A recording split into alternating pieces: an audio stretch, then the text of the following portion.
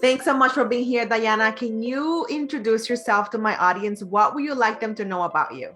Of course. Thank you for having me.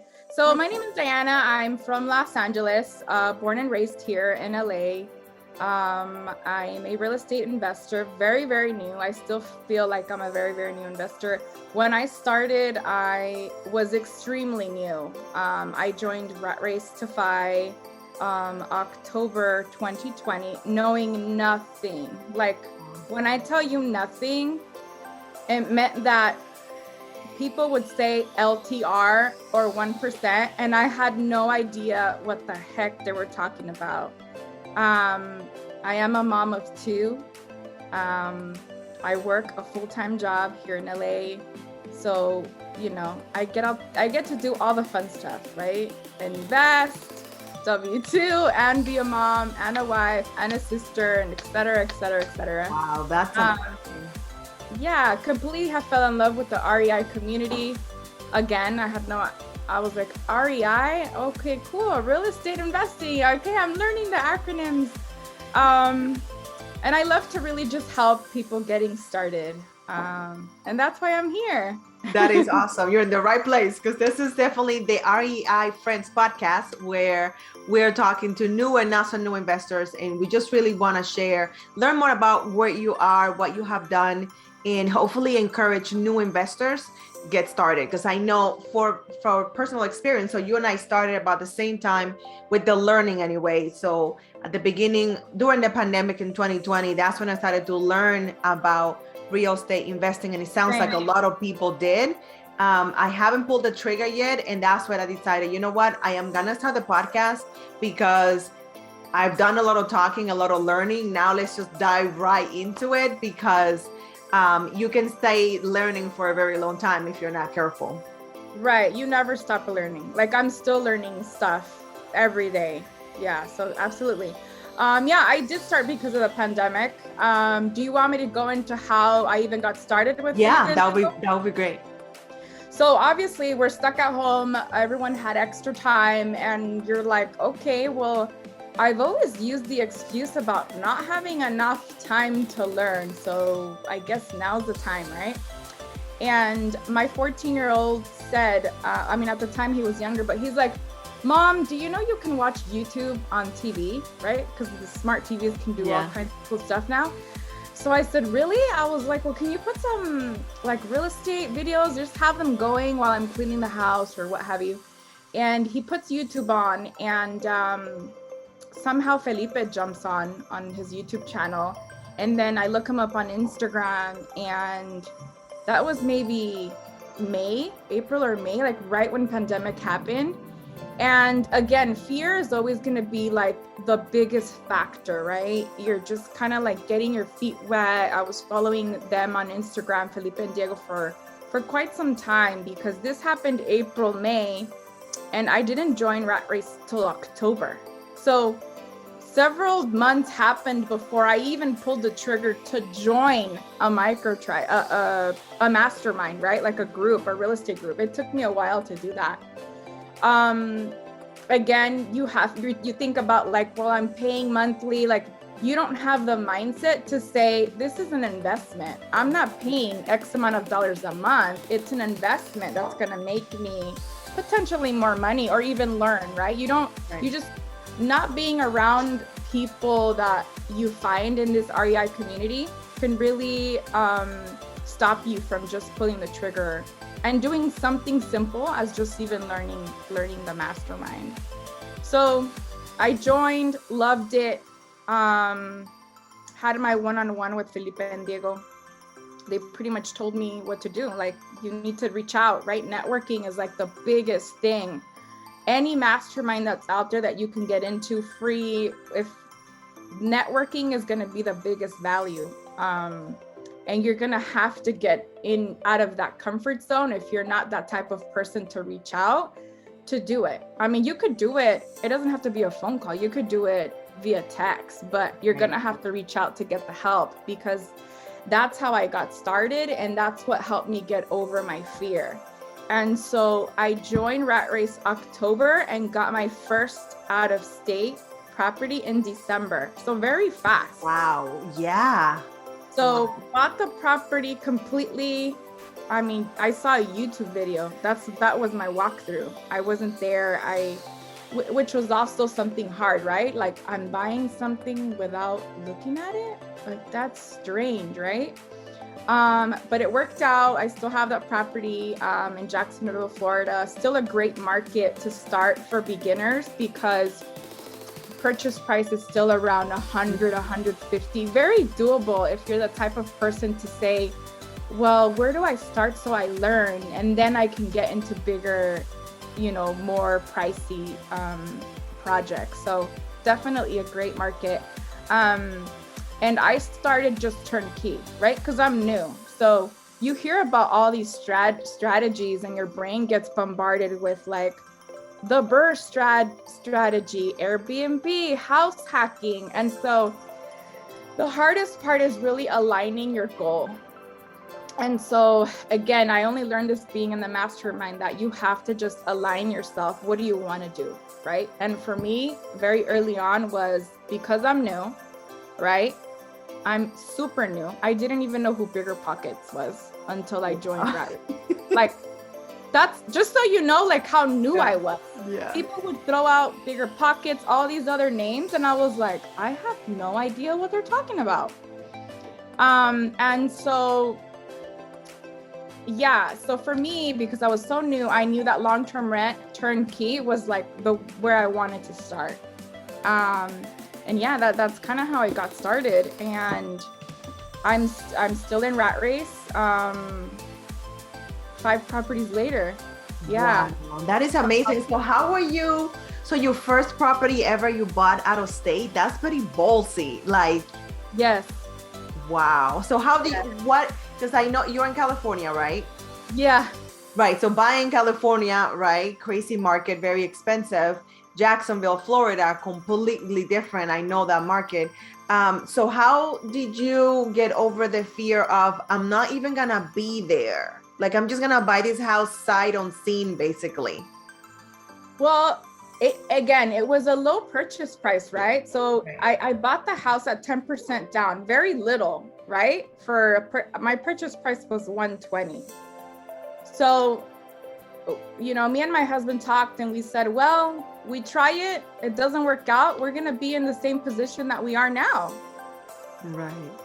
But if it works out, like, that's awesome. $500 coming in passively a month can pay for our car payment if we had one, because we don't. Right. Right? Yeah.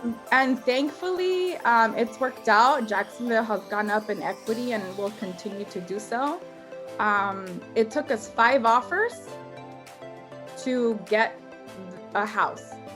So don't get discouraged if you start submitting offers, because it's a crazy market across the nation right now. But just keep submitting offers, and celebrate those small wins. Submitting an offer still takes guts to do, celebrate those small wins to continue to keep yourself motivated, to keep investing. And yeah, that's so awesome. And just doing the work. Yeah. Yeah. So you guys did 5 offers. So your husband was always on board with you guys doing real estate investing together? I like to say that I'm more of the riskier person. My husband works at the bank. So, he's been around the crash. He's a little bit more, he's really good with numbers and just kind of keeps us where we need to be financially. And I think I'm the cheerleader, like, let's just do it. Let's just do it. So it's like, we have a good balance, right? Where he knows that I'm not gonna do, what did he call it? He knows that I'm gonna do calculated risks, right? So I'm not just gonna jump in without looking. Like, it's gonna be calculated strategically, where like it makes sense to do these things. And again, because I joined the mastermind and there's great members in there that helped me through it, pretty much holding my hand throughout the process. I think that's what made both of us, me and my husband, kind of okay with doing that, right? we've never even been to Florida before, and we just got it. Yeah, that's powerful. So for those that don't know, she's referring to the RFI tribe. So Felipe Mejia is an amazing real estate investor, and he's huge on Instagram. He's posting, like, I think every minute he's posting something. Yes. And they created some micro tribes. And what I love about those micro tribes is that they're very affordable. So they're not, cost is not going to be something that's going to keep you away, because they're very affordable. And I love, you talked about the community. So tell us a little bit about what was it like to meet other people that were starting like you. Well, you grew up with this misconception that investors are rich, that they have a lot of money, that you can only be an investor if you have cash or this like big capital. And when you join a mastermind like Rat Race, you get to see real people with families. The person that helped me, Glenn Santos, he had a baby on his shoulder every night. Like, no excuses, he was there. He also had a W-2. His wife had a W-2. You get to meet all kinds of people that are like you, right?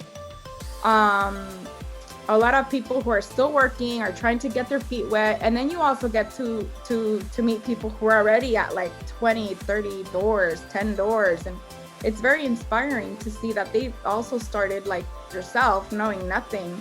And they had guidance in getting there, right? And so I don't know if it's a Latino thing or what, but trust is kind of hard, right? Yeah. To just trust people to, like, especially when it comes with finances. But yeah, he helped me throughout the whole way. Like even now at 5 properties, I've had help from several Rat Race to FI members. And that's kind of the beauty of it, and being in a community who just helps each other to grow, you know? That's awesome. So you mentioned that it was turnkey. So you guys did not have to make any repairs or anything? No, nothing. I think all we had to do was add a stair rail because it's a rental. So there's like certain stuff that have to be on there. But that's it, nothing. Awesome. And So I think since then, I think I've replaced the refrigerator. That's about it. That is awesome. So did you do long-term rental, or did you go straight to short-term rental? No, I did long-term rental. Okay. So I'll tell you a little bit about what happened next. I got my first out of state. I already had a rental here in California. So now I'm at 3 doors with my primary. And I spend December all the way through July. I'm writing it down just because I have, like, is that what happened? Yeah, that's what happened. December all the way through July, just gathering information.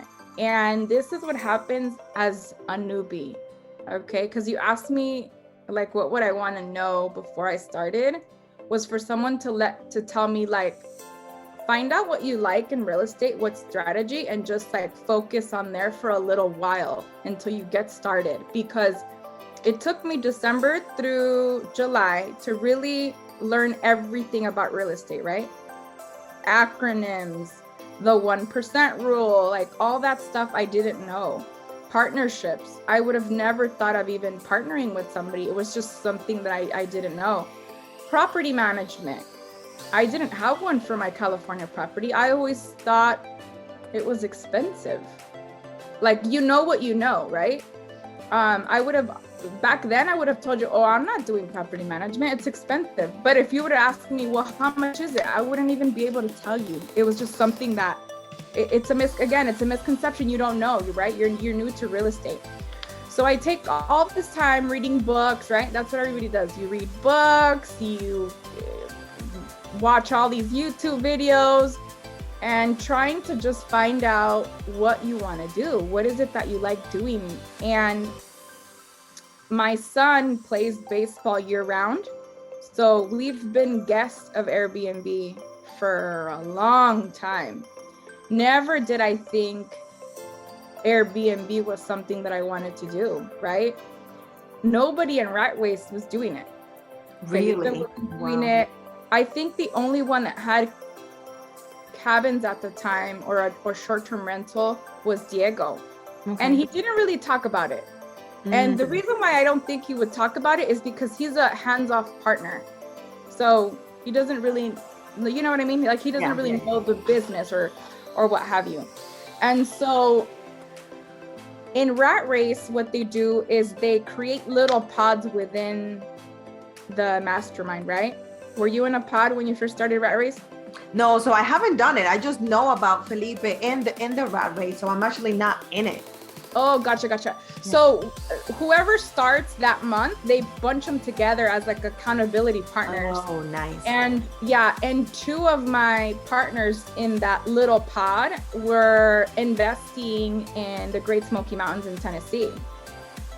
And so I love the idea of tenants paying for your vacation home. Like, to me, even if I can get 1%, like, that's pretty cool, right? Because again, I'm new. So for me, if the house can get paid and I could get a few $100, I'm cool with that. Right. Yeah. And so I landed my first Airbnb in August of just last year. Wow. Last year. And I just went for it again. I bought it sight unseen. Jumped on the plane. I wasn't even cleared to close yet. I had made up my mind, like, this cabin is gonna be mine. It's gonna be our vacation home. Had never even heard of the Great Smoky Mountains. And when I got there, I just fell in love and couldn't believe that, like, this cabin was mine. And I just went full throttle, learning everything. There's masterminds that I joined that I don't even think I was ever even able to, like, join, because I consumed so much information about how to automate the business, messages, rules, talking to a bunch of people. So I spent maybe like a month just becoming this, like, Airbnb obsessed person with how to run it and it be as passive. Like, I want it to be like 99% passive. Yeah. And so I flew out my family, because obviously you need help setting stuff up and stuff like that. Fell in love with the process. Like, I love that my kid was there helping me unwrap stuff, and, you know, my mom's over there banging the wall to hang something. Like, just the whole process with my family, because I'm very family oriented. I'm big on family. So any experience that has to do with my family, I love it, right? So I loved it. It's like we went on vacation and we got to put this awesome space together, and now other families are going to be able to come and, you know, create memories.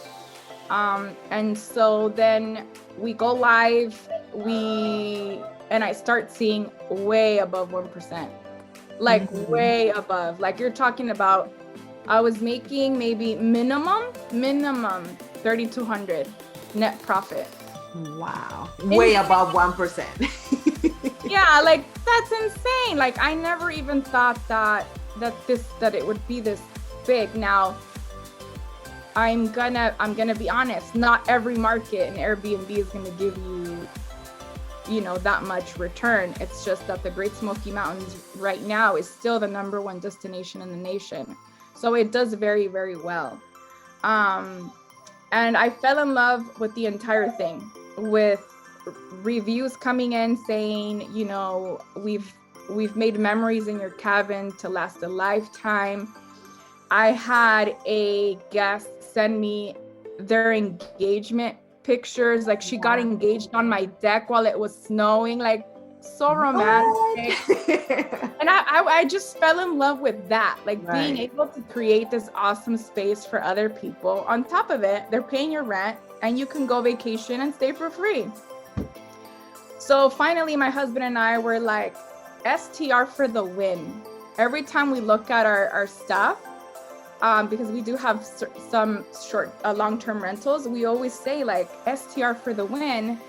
And that's how the Instagram name came up, STR for the win.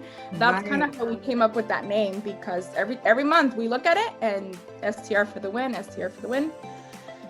And then, so after that, we knew, okay, we've done long-term rental, but we really, really love Airbnb. We want to continue to do that. And so we are less than a month, maybe. Let me see how long I've been live.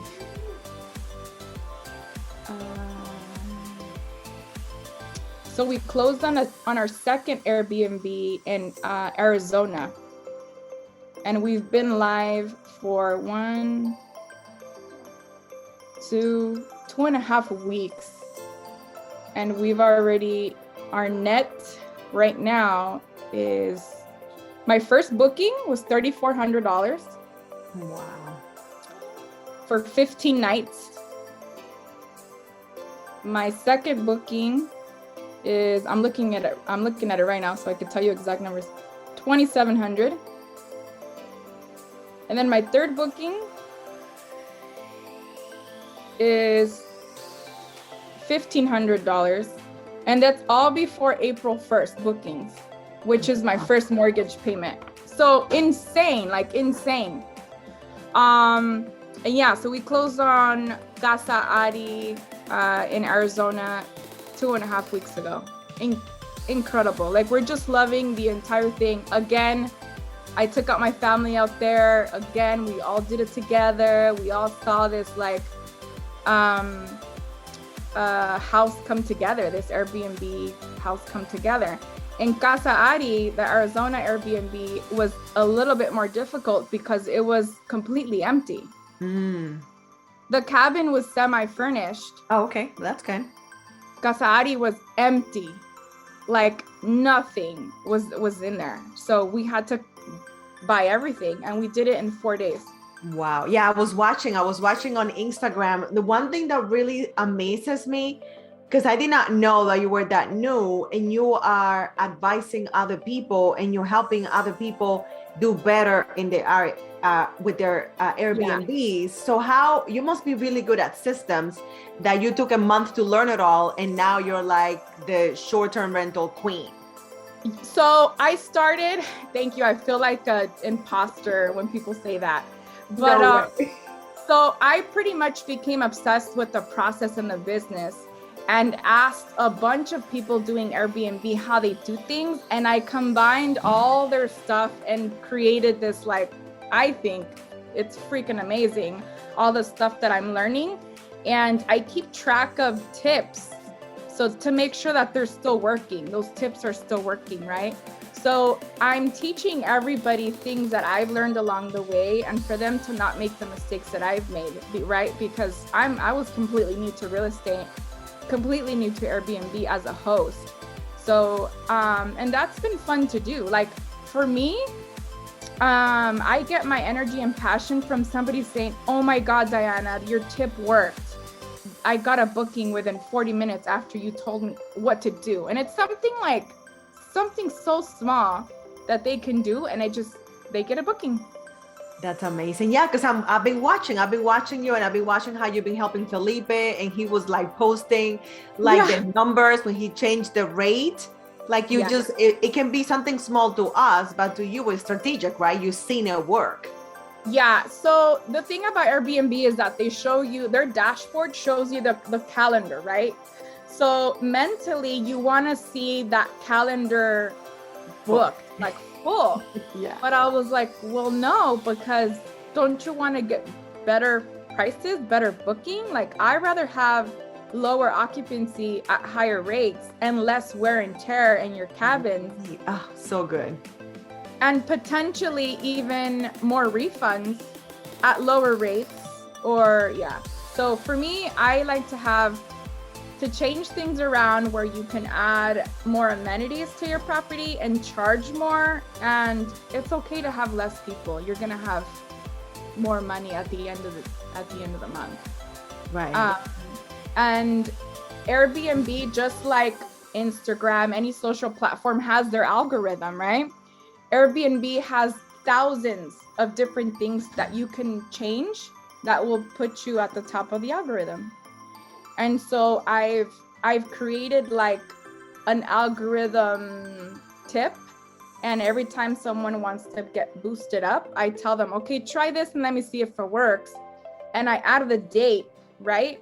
And say it works. So that's still working. And so I just started a history of like things that work and don't work.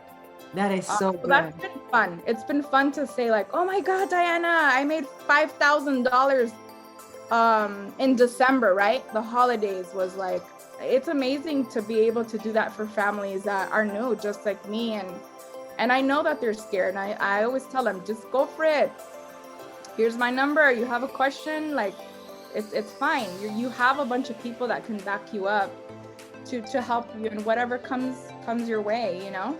And if I don't know the answer, believe me, I know someone that can help you or help me help you, you know?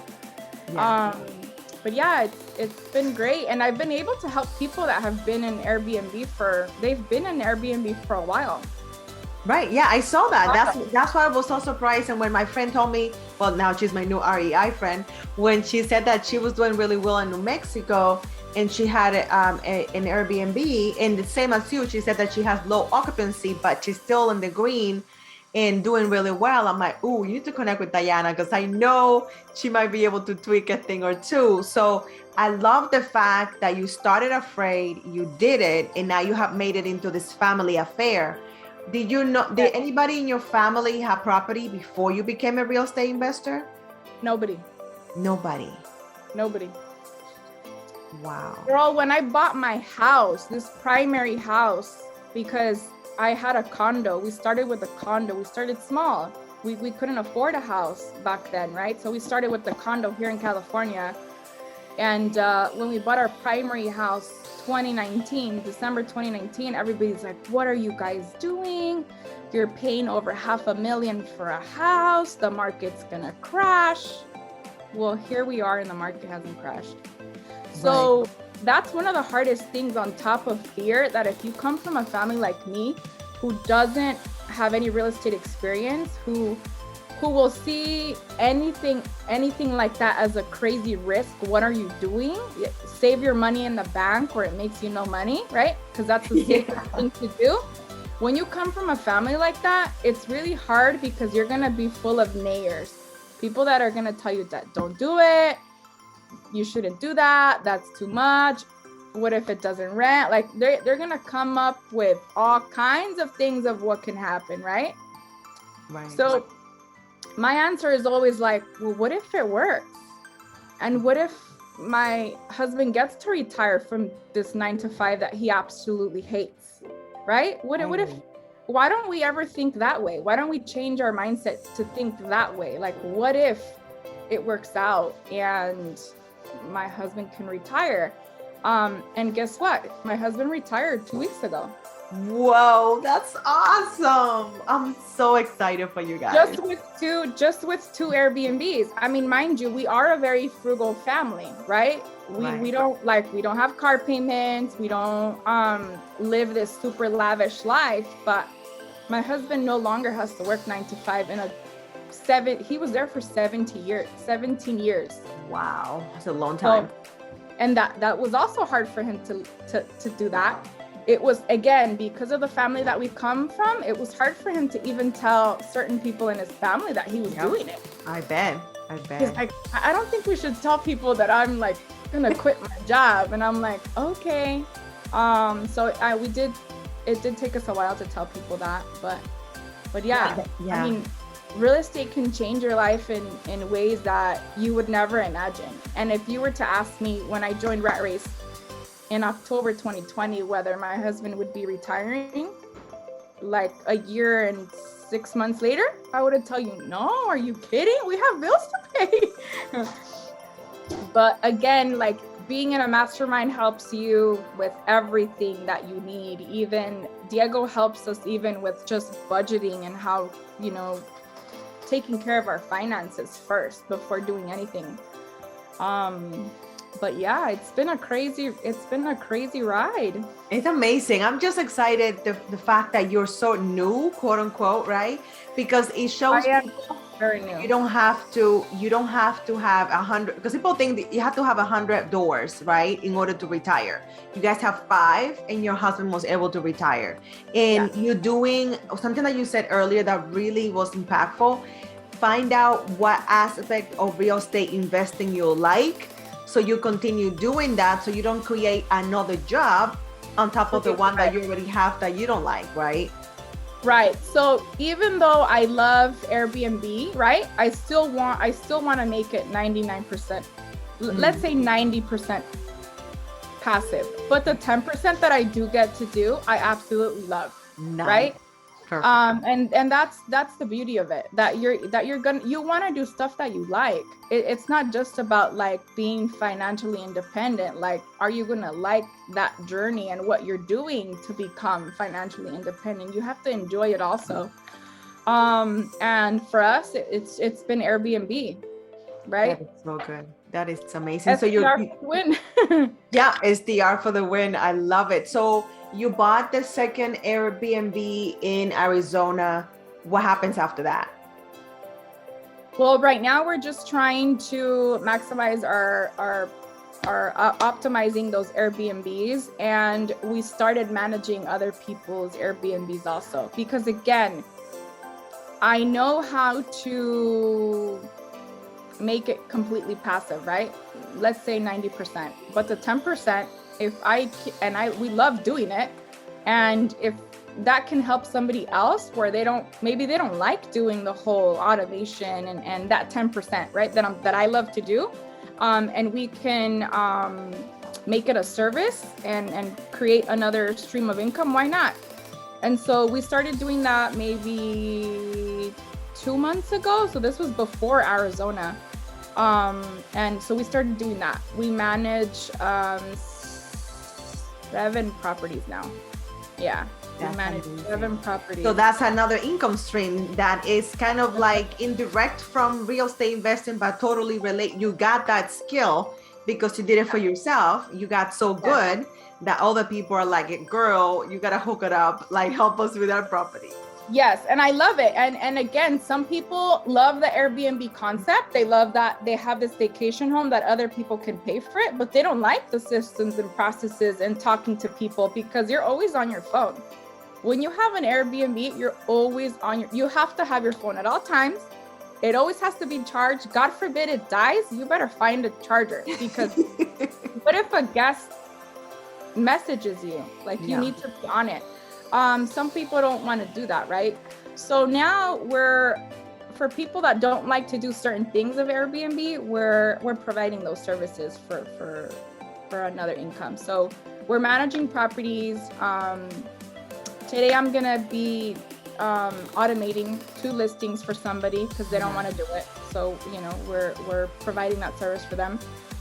We're also going to do short-term management, right? Kind of like maternity leave. What if somebody's on maternity leave, they don't want to deal with it, or they want to go on vacation, they don't want to deal with it.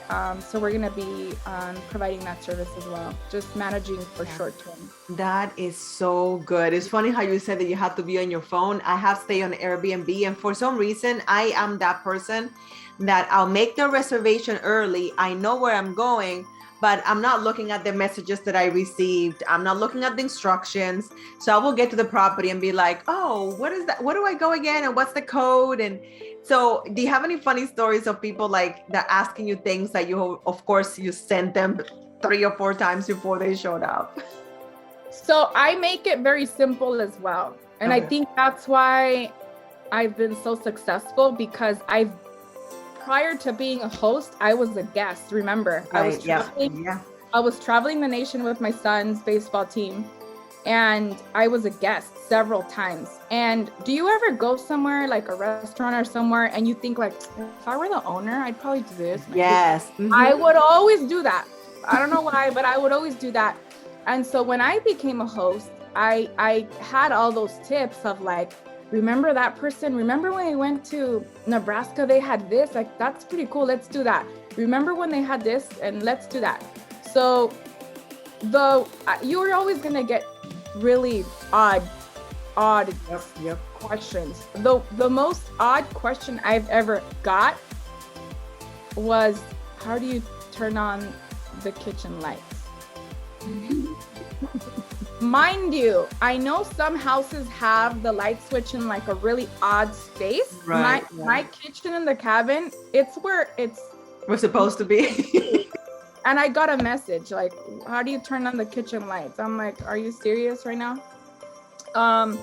But I'll tell you one of the things I do that simplifies everything. The code to enter my Airbnbs is the last 4 digits of your phone number. How cool is that? Your phone can die. You already know. You see the message from the very beginning and say, oh, it's the last 4 digits of my phone number. You don't have to look at it again, right? And I got that idea from being in the Great Smoky Mountains and having no cell service. I was like, wait, what if somebody has to access the app, their code, and that's happened to me before when I was a guest.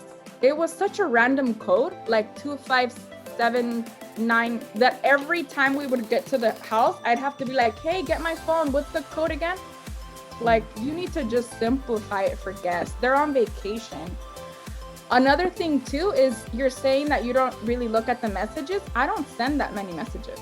Good. Yeah, because it can be overwhelming. You're already traveling. You don't want to be looking at the app all the time. I love it. And then people send you like, because when we start managing Airbnbs, I always leave their messages on for like a week to see like what they are. And some people put like 1,000 rules in the check-in instructions. Yep. That's so annoying. For me, being on vacation, as soon as I get there, you're gonna start, don't do this, like, that's annoying, right? So I add it, but not to the check-in instructions. And I also don't like to bug people that much because I feel like when someone goes to a prime steakhouse and you're eating this really delicious, juicy steak, and the waitress is right there. Do you need anything? Is everything okay? Like, they just keep coming, and you're like, girl or boy, like, I'm just trying to leave me alone. So that's one of the things I see a lot of hosts do. Like, they just don't simplify things. Simple is better sometimes. Yeah. Like, but their messages are like where you have to scroll and scroll. Yep. It's too much. So I've seen it. I try to keep it simple and just very, easy. Yeah, I love that. Yeah, I think already you're helping a lot of people. I think you're demystifying the fear of doing it out of state, trying short-term rental. I love the fact that you have systems that scares a lot of people, especially if they still have a W-2, which you still do. Yes. What have you seen for people that are starting? And you once you take over, because I know you're doing it now, what have they said now that when you give it back and you're like, okay, now you have all of this that you did before and now it's gone? Like, how has their life changed because of the systems that you put in place? Oh, they love it. They were looking at their app like every day, and now they look at it like twice a month. They don't really look at it anymore. It's just, they love that they can say they have an Airbnb. And the fact that it's being managed by someone else, they just get a paycheck at the end of the month. So like, totally passive. Yeah, for them, it's totally passive because it's managed by somebody else. Right. That's awesome. Could you imagine where you have a vacation house that's paid by the tenants and 100% passive because you have a manager, managing it for you? Like, that's insane. Right. And for me, I love optimizing. I love for you to tell me, yeah, I make pretty good money. I make like 3,000. And then I come in and say, well, I made you 37 on a slow month, because there's these little things that you can do that can make you more money. Absolutely. Yeah. It's fun. It's almost like a game, right? Like, it's I was just gonna say. Like, I love it. Like, I get, I have to transfer another property to our account today, and I'm just ready to like go in there and like, oh my gosh, what can I do? What can I do? Like, what can I do to make it? And it's fun for me. And I think that's why I enjoy like teaching other people, because I love that. I love to show them like, look, try this and it's gonna work, I promise. And it works. I save all my messages of when that happens because I love to look back and say like, damn, this is cool. Like for us to continue to just help people. And my husband and I always tell people, get an Airbnb, we'll help you. Get an Airbnb, we'll help you. Okay. Yeah, we're enjoying the process of, you know, following our dreams and wanting to grow our Airbnb portfolio, and taking people with us along the journey and teaching them how to do it for their families as well. That is so good. And I love that you're getting paid for this. You love it and you get paid by other people. That is win-win. Earlier, you had said that the one thing that you probably would have loved to learn before you started, you were talking about the Mastermind. So just talk a little bit more about that, like how Rat Race helped you expedite where you are today. I mean, it takes a village for you to do anything. It really does. I don't know why. Again, I think it's a Latino trust issue, right? We don't really like tell random strangers, can you help me with money? Like you just don't do it. But that took us to the next level. Rat Race gave us the accountability and the opportunity to learn and access their network, because that's where the value comes, to be able to talk to other people to help us just pull the trigger. And I'm not saying that you're not going to not be scared anymore. You still are, but having that peace of mind that someone's a message away to tell them whatever it can be, is what's going to help you move forward. Like it truly is. It truly is. It's powerful. Yeah, I'm so excited for you guys. I cannot wait to check out the Casa Adi. I seen it. I saw when you guys were working on it on Instagram. That's like the most fun part, when you're like seeing it come together. Yeah, and remember, I gave you all those amounts, and the backyard's being rehabbed right now. So people are still renting it because they need somewhere to stay. I saw that. Like you told them and they still booked it. I love that. And that was because, so that first guest, they're waiting for their new construction and it keeps getting delayed. And so they've been there. My first booking was a 15-day booking that started as like 4 or 5 days, and they've extended it twice because they love it. They loved it. Why not? And there's probably nothing available either. Probably. Right? And it's easier. They're already established. All their stuff is there. They will have to pack everything up and move everything. So sometimes convenience is worth, the extra cost. Yeah. And there's always going to be fear around it. Even me already knowing everything on how to run an Airbnb business, I was still scared when we did that transaction for Arizona. MLB is still on a lockout, which is our main was going to be our main audience for March and April. That was going to be our main audience for the Airbnb March and April. So the lockout was hard for us. We thought like, oh my God, we're not going to book it. What are we going to do? And look, it just still worked out. Like people still need and want an Airbnb instead of a hotel room. It's a whole different experience. And I love how you mentioned a few times you have been scared. Even though you've done this, you know that you can do it. There are also other factors of lockdown or that business that's close by won't be open. So, but you still did it and it's still working. Yes. I mean, there's a bunch of strategies that you can do. And so like my favorite strategy is when you're wanting to look for more bookings is to go to the nearest attraction IG page. So where my house is in Arizona, it's next to like a casino, right? And I turned on the notifications of whenever they put a post, and they have like thousands of comments, right? Like within minutes they get thousands. So I turned on the notifications so that as soon as they post something, I'll put it, DM me for an Airbnb 10 minutes away from casino. And that's kind of the strategy that I've been using when stuff like the MLB lockout comes out, like when stuff like that happens. And I don't post every time on the casino's Instagram, but it's a strategy that people... It's creative. Yeah, it's creative. And you probably are helping people that are looking for a place. So it's not so much that you're trying to get a booking, which you are, but you're also helping someone find a nice place to stay. So it's win-win for everybody.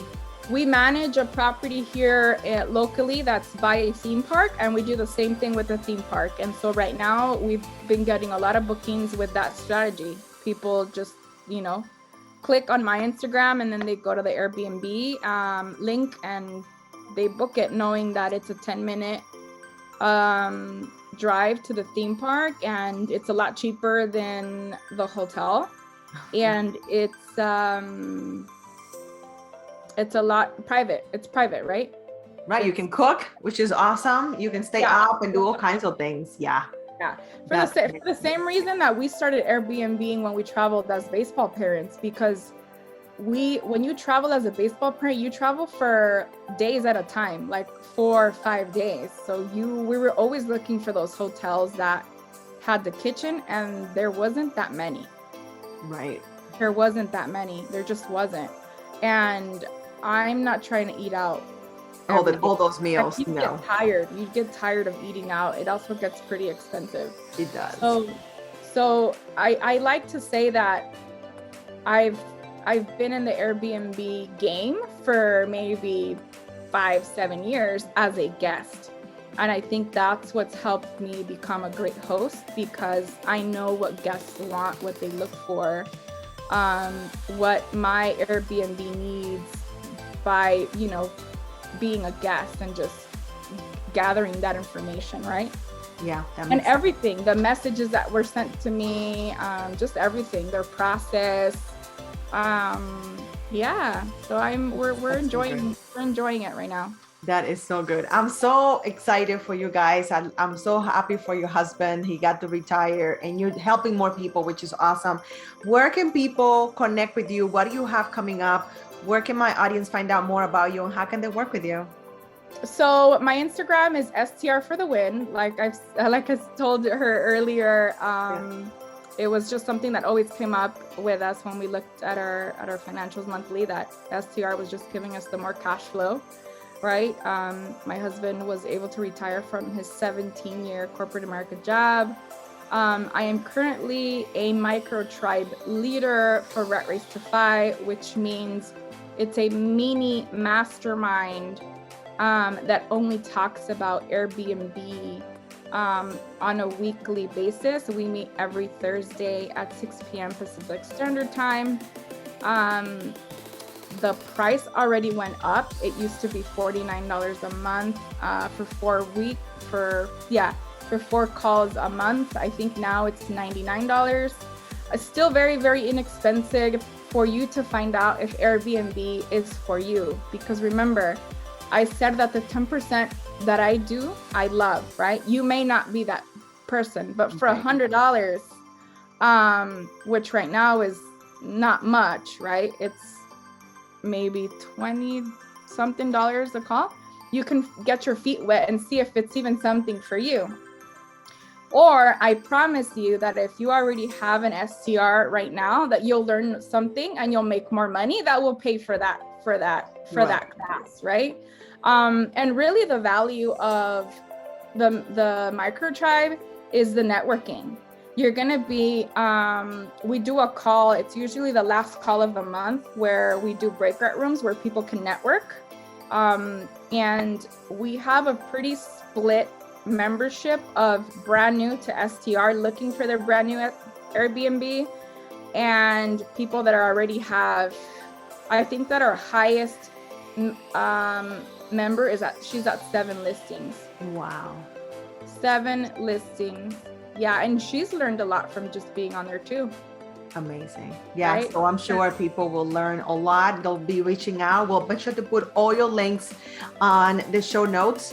I'm so glad that we got to talk. We definitely have to do it again because the hour went by so fast. But I can tell you that I'm so excited about short-term rentals.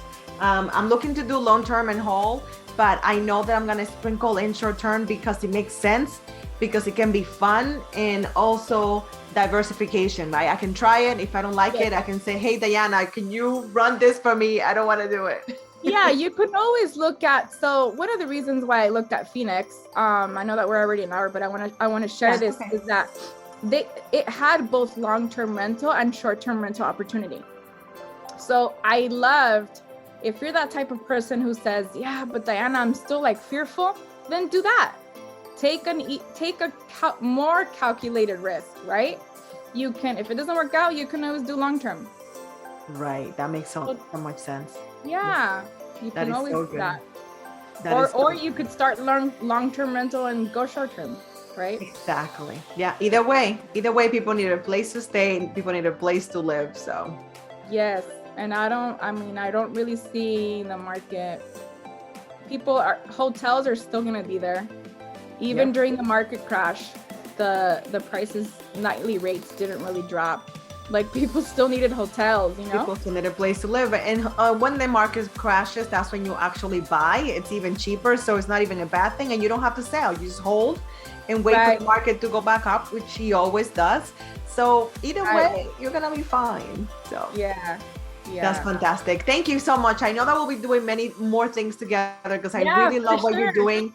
Congratulations on getting House of Ari up. To your husband, cannot wait for my audience to connect with you when your episode comes out as they listen. Thank you so much for your time. Thank you for having me.